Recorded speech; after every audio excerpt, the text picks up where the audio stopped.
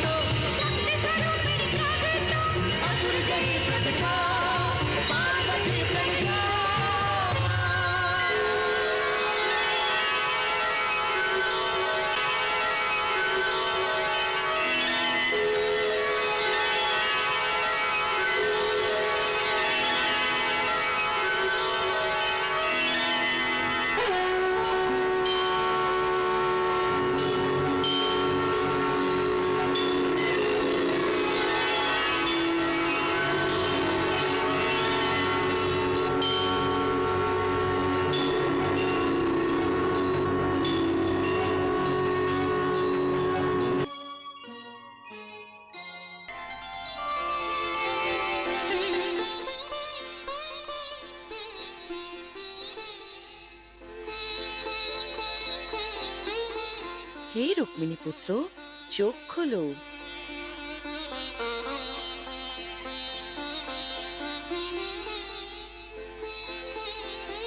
প্রণাম মাতা। বিজয়ী ভব। তোমার প্রার্থনায় আমি প্রসন্ন হয়েছি, সেই জন্য তোমাকে দর্শন দিলাম। এখন তোমার সমস্ত মনের ইচ্ছা পূর্ণ হবে। কিন্তু মা, সম্রাসুরের সাথে যে আমার মহান যুদ্ধ হতে চলেছে, ওই যুদ্ধে আমি কি করে বিজয়ী হব? কারণ আপনি তো সম্রাসুরকে নিজে তপস্যার মাধ্যমে নির্মিত মুদ্গার বরদান দিয়েছেন।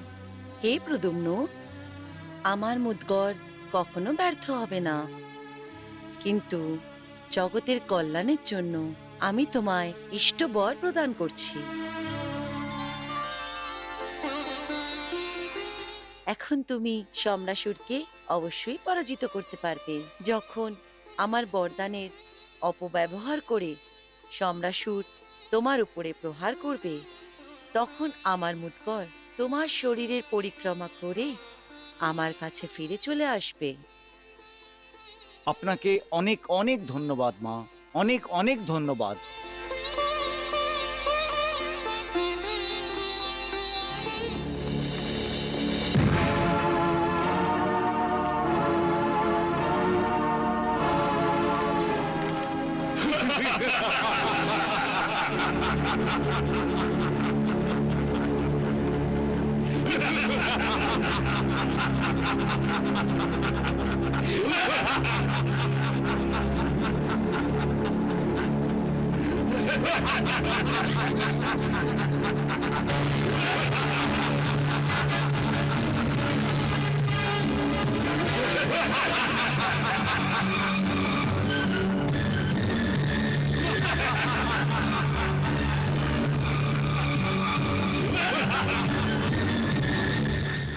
এটা কে হাসছে?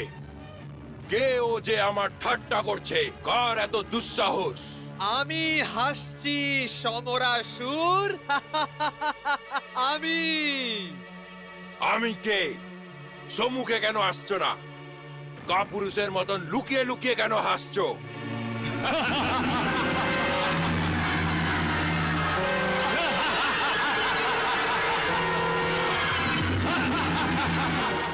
আমি আছি কাল পুরুষ।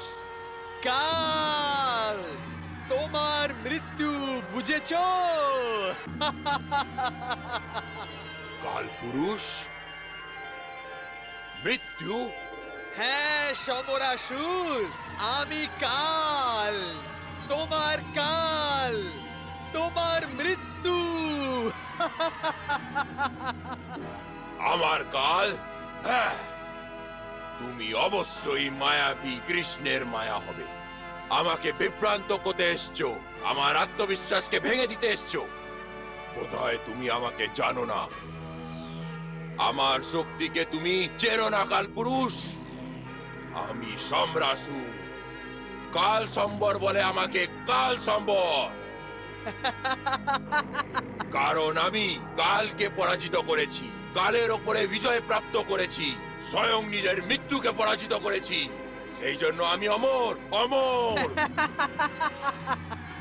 এত ধ্বংস হয়ে যাওয়ার পরও তোমার মিথ্যে অহংকার যায়নি।